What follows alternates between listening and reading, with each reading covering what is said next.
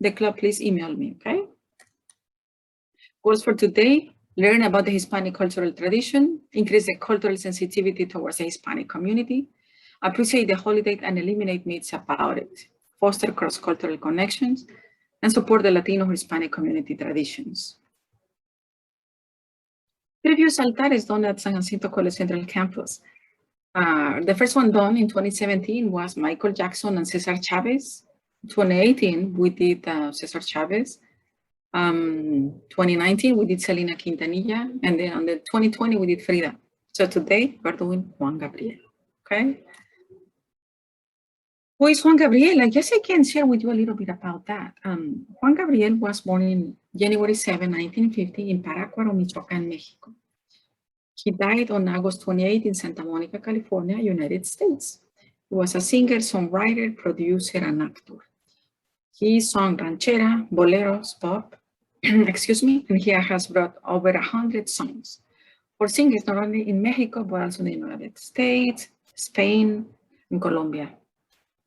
Some of the famous songs are El Noa Noa, Abrázame Muy Fuerte, Querida, Hasta que te conocí, Yo ya no vivo por vivir, Así fue, Amor eterno, and etc., and etc. As I mentioned, he brought more than 100 songs. October the 5th is now Juan Gabriel's Day.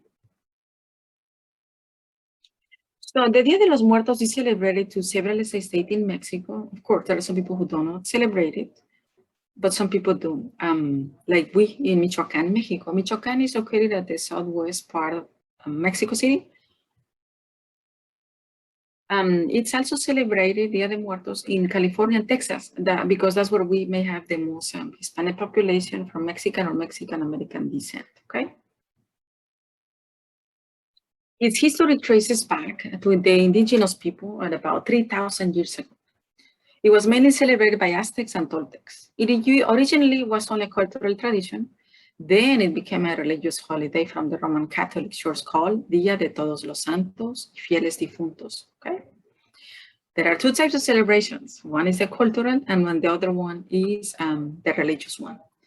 It is always celebrated November the 1st for the children and November the 2nd for adults. The preparations start on October the 31st. I'm going to start with the cultural celebration, okay? So the picture here is La Calavera Catrina, done by Jose Guadalupe Posada. Again, I didn't create this picture. It was done by Jose Guadalupe Posada in the newspaper in Mexico between 1910 and 1913, okay? The altar one has several characteristics. It may have calaveritas, like the one we show you, parades on the streets, parties, cultural altares. They do not have any religious activity like prayers or rosary. It's like mostly party celebration, okay? Día de Muertos celebration is nowadays saved by UNESCO or Organización de las Naciones Unidas para la Educación, la Ciencia y la Cultura. They say Día de Muertos celebration is a day, okay? Patrimonio oral e inmaterial de humanidad. More items they do on Día de Muertos, they go to the cemetery, they bring the mariachi music either to the cemetery or at home where they have their altares. They got food, they got party with the dead. People do parades and parties to celebrate the memories of their relatives who pass away. They do big celebrations in Mexico City also, okay?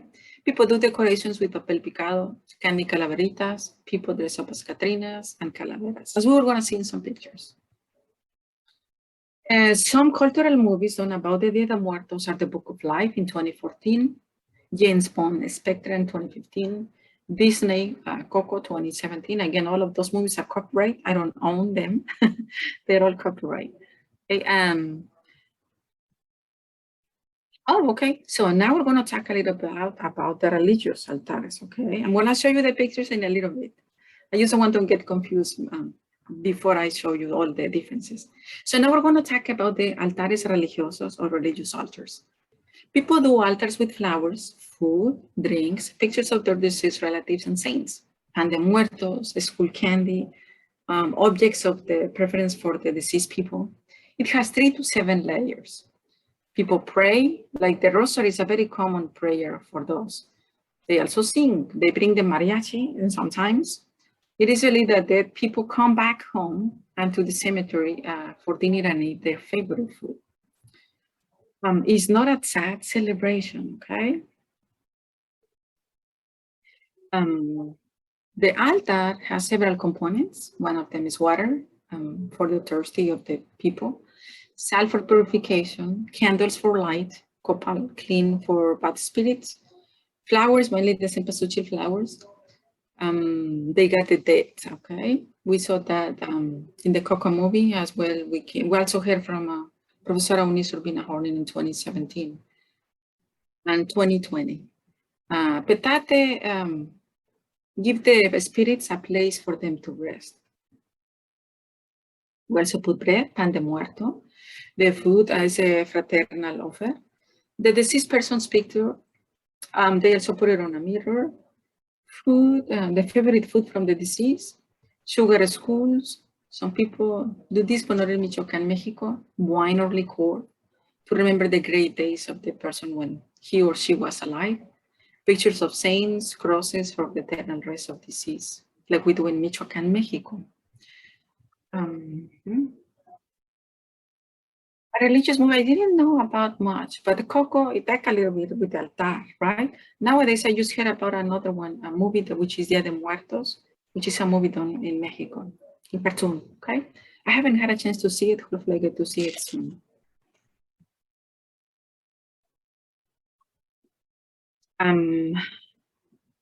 Here is a picture I did about the altars last year. This one is a religious altar. We see the cross, the rosary for the rosary players, the Virgin of Guadalupe, the candles, the food. Okay. The flowers, yes. Here is the cultural one I did last year.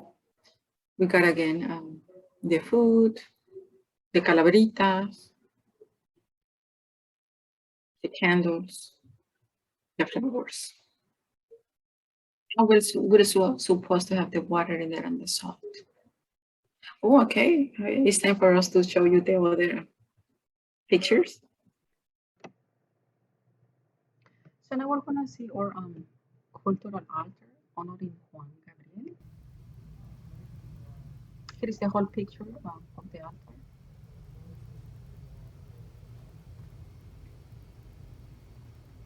Here is one of the calaveritas, another one calaveritas, some flowers, la ofrenda, which includes the pan de muerto, the favorite food of Juan Gabriel. They say is tamales verdes you see in the little basket.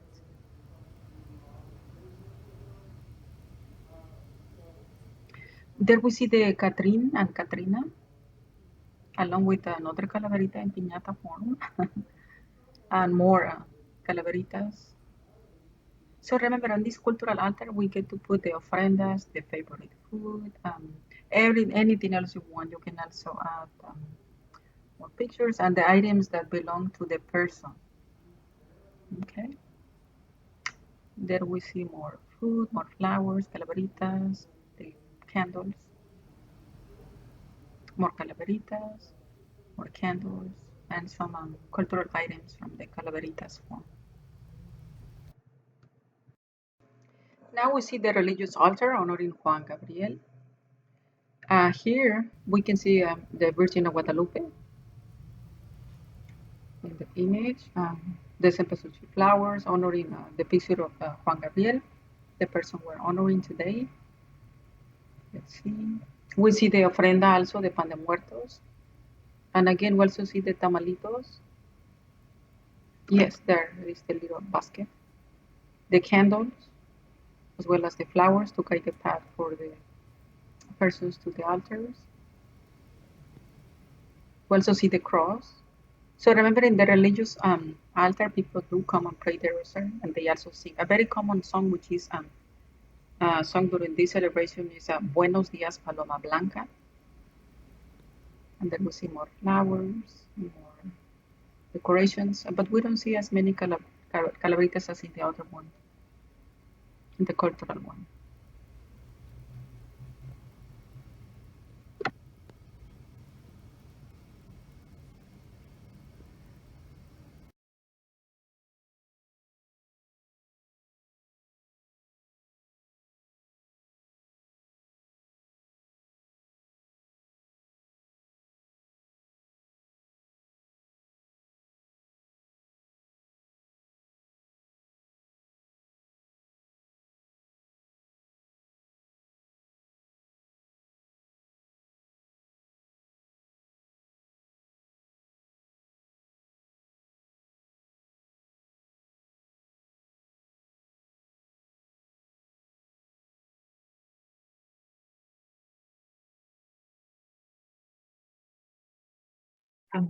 So now we're going to do a little summary for Dia de Muertos presentation.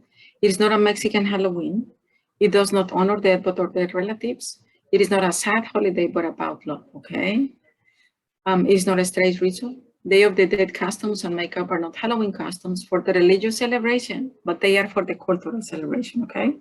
It is celebrated in Mexico, Guatemala,